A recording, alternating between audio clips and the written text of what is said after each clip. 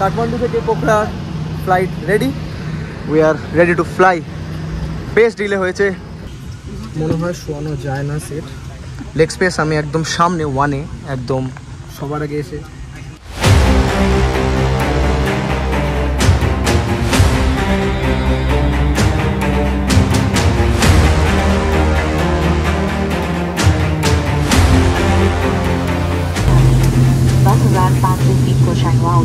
এখনো আরো লেট হবে বলছে, প্রায় 20 মিনিট। জল দিয়ে সান্ত্বনা দিচ্ছে, প্রচন্ড গরম, পুরো বন্ধই করে দিয়েছে। So hello, good morning guys from Kathmandu, Nepal. মানে নেপালের রাজধানী কাঠমান্ডুতে আমি এখন আছি। এখন সকাল 10:45 বাজে। আমি যাব এখন এয়ারপোর্টে, ত্রিভুবন ইন্টারন্যাশনাল এয়ারপোর্ট, এখানকার একমাত্র ইন্টারন্যাশনাল এয়ারপোর্ট। এবং আমি ধরবো ডোমেস্টিক ফ্লাইট এখানকার বুদ্ধা এয়ার। এখান থেকে যাব আমি পোখরা, যেটা লাগবে 35 মিনিট, টোটাল 200 কিলোমিটার। তো নমস্কার বন্ধুরা, আমার নাম অর্পণ দেবনাথ আর তোমরা দেখছো এডি ব্লগস। তো চলো ব্লগটা শুরু করো।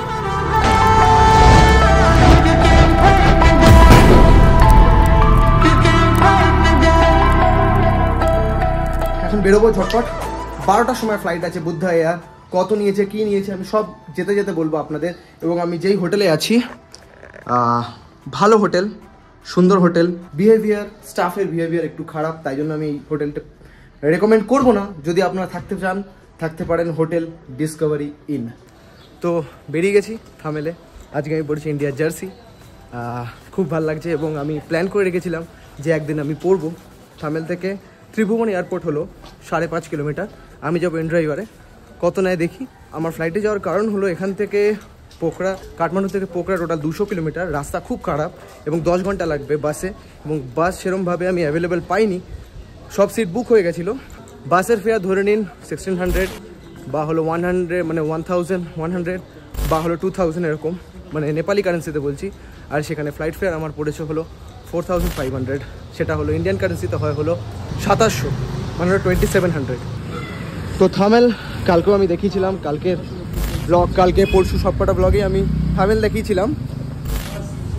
তো তাও একবার বলে দিই, what is Thamel. Thamel is a commercial market. এখানে আপনি সব রকম জিনিস পেয়ে যাবেন, মানে হোটেল থেকে শুরু করে, পাব থেকে শুরু করে, রেস্টুরেন্ট থেকে শুরু করে সব কিছু পেয়ে যাবেন। এবং প্রচুর মানে কস্টলি এবং বাজেটের মধ্যেও হোটেল প্রচুর পেয়ে যাবেন। আমি যেখানে ছিলাম বেশ বাজেট হোটেল ছিল। তো জাস্ট বুক করতেই একদম সামনেই দাঁড়িয়ে আছে, চলে এসছে এন ড্রাইভার। এখান থেকে নেবে 125 টাকা, মানে নেপালি কারেন্সিতে। সুরাজ ভাইয়া নিয়ে যাবে।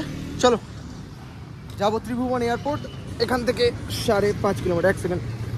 তো এতদিন আমি এসেছি ট্রেনে এবং বাসে, তো সেটার ব্যাকপ্যাকিং একরকম হয়। এখন যাবো ফ্লাইটে, সেটার ব্যাকপ্যাকিং অন্যরকম হয়। তো দুটোর প্যাকিং একদমই আলাদা। সব মানে হলো কেবল আইটেম এবং পাওয়ার ব্যাঙ্ক, সব কিছু হলো তো আপনার কেবিন লাগেজে থাকবে, মানে যেটা আপনি ক্যারি করবেন। তো চলো এখানকার ডোমেস্টিক এয়ারলাইন্স আজকে এক্সপ্লোর করব, বুদ্ধা এয়ার এবং কাঠমান্ডু এয়ারপোর্টটা এক্সপ্লোর করবো। তো ইচ্ছা ছিল যে ডোমেস্টিক ফ্লাইট কীরকম এখানকার দেখার, তো সেটা দেখি, খুব ইন্টারেস্টিং হতে চলেছে। এবং টপ ভিউটা যদি পাওয়া যায়। চলো, তো এসে গেছে এয়ারপোর্ট, ত্রিভুবন ইন্টারন্যাশনাল এয়ারপোর্ট। আপনি মাউন্ট এভারেস্ট যেতে চান, আপনি ট্রেকিং করতে চান, এবং সব কিছু সেন্টার কাঠমান্ডু, ত্রিভুবন এয়ারপোর্টে আপনাকে নামতে হবে।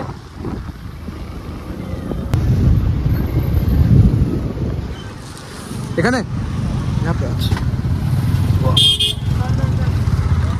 বাবা কত বাইক পার্কিং এখানে।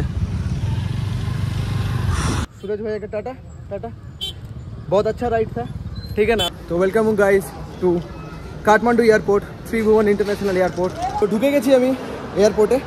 যেরকম হয় এখানে ব্যাক স্ক্যান হলো, টিকিট দেখানো হলো, আইডি স্ক্যান। ছোটো এয়ারপোর্ট, বেশ সুন্দর।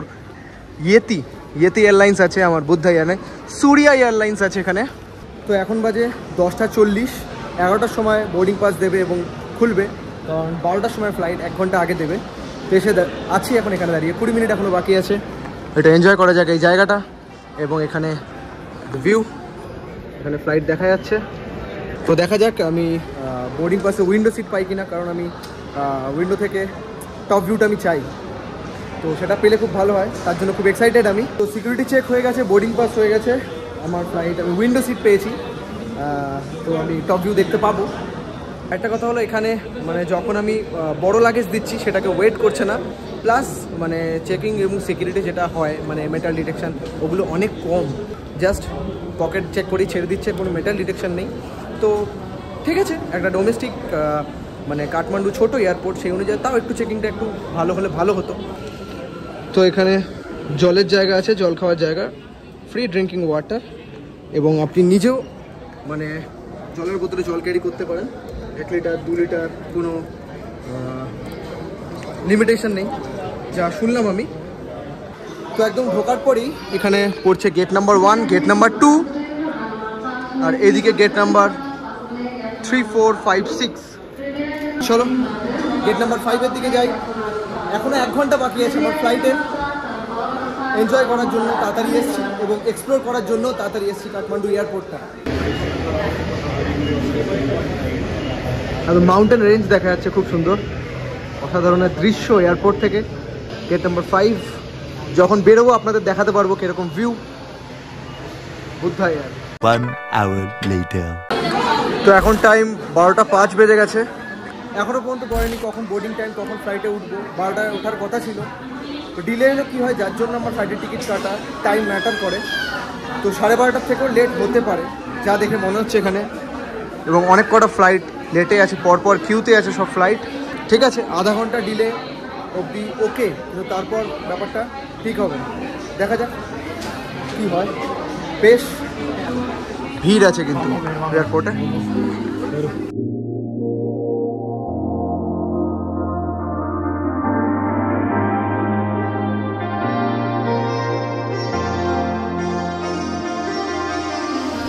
তো অ্যাট লাস্ট এখন 12:45 বাজে, প্রায় 50-এর দিকে গিয়ে এতক্ষণে বোর্ডিং হয়েছে। এবার মানে ফ্লাইটটা টোটাল লেট প্রায় 1 ঘন্টা 10 মিনিট এরকম হবে। তো এই বাসে উঠতে হবে, this bus I think so. ওকে,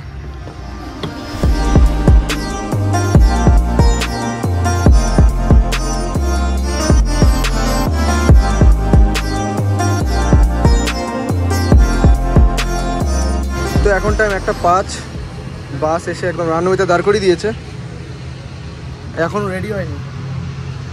আমার 1 ঘন্টা লেট হয়ে গেল। আমার কমিউনিকেশন ঠিক নেই।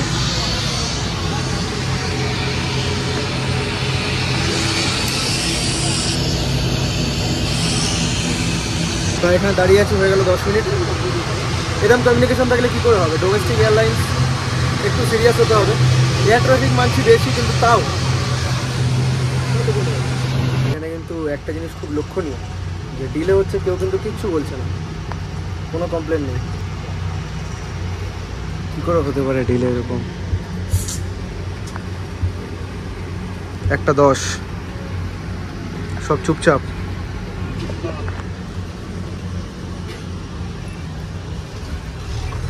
কীভাবে চলবে এরকমভাবে? তো অ্যাট লাস্ট 11:15, 1:15 রেডি হলো। চলো, কাঠমান্ডু থেকে Pokhara flight ready, we are ready to fly. বেশ ডিলে হয়েছে। তো 1A মানে একদম সামনের দিকে ছোট মানে ফ্লাইট, বেশ সুন্দর। টোটাল কটা সিট আছে এখানে? 20তে 4টে করে। তো এখানে ব্যাগ রেখেছি, 1A আমার সিট। এখানে ব্যাগের স্পেসটাও বেশ ছোট ফ্লাইট। চলো, এক্সকিউজ মি।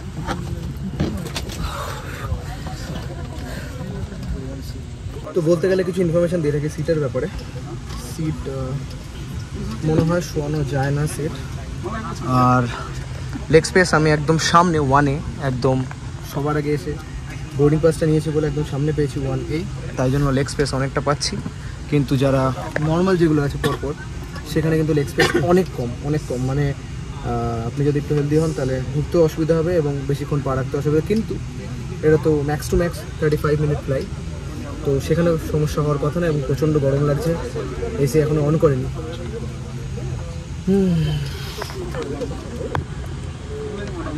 বেশ সুন্দর, চারিদিকে পাহাড়। একবার টেক অফ হোক, টপ ভিউটা দেখতে পাবো। তার মানে যা যা আমার ইচ্ছাগুলো ছিল যে সেটাও কমপ্লিট হয়ে গেল, এবং যা হয় ভালোর জন্যই হয়। এখনও আরও লেট হবে বলছে, প্রায় 20 মিনিট। জল দিয়ে সান্ত্বনা দিচ্ছে, দেখা যাক কি হচ্ছে ব্যাপারটা। প্রচণ্ড গরম, এসি পুরো বন্ধই করে দিয়েছে।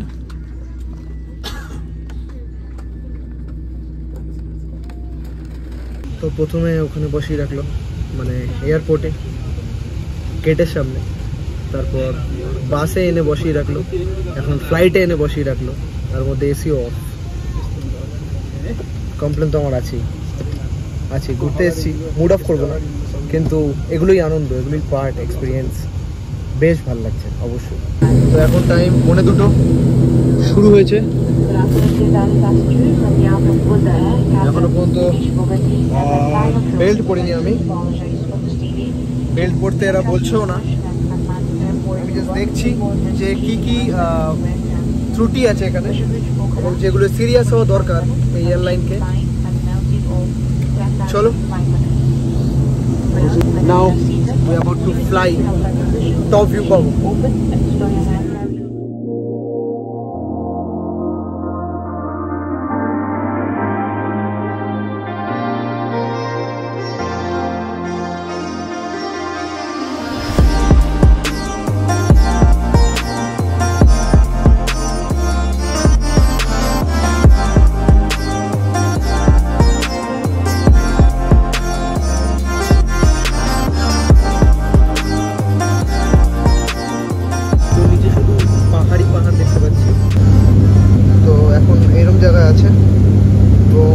রাইট সাইডে সবকটা পিক, সবকটা পর্বতমালাগুলো আছে।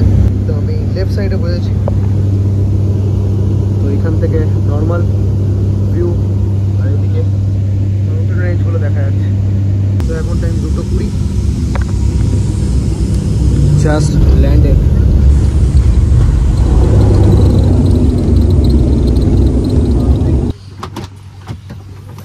Thank you.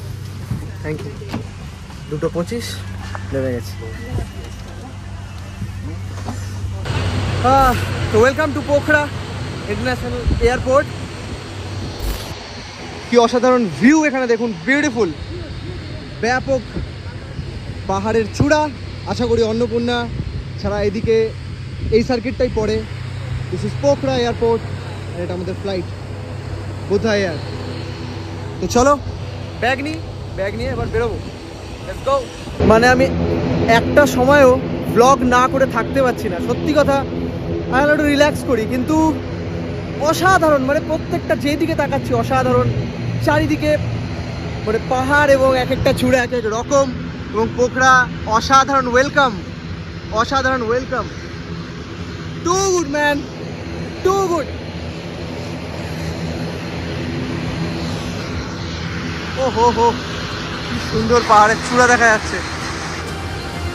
মনে হয় যেন দেখতেই থাকি।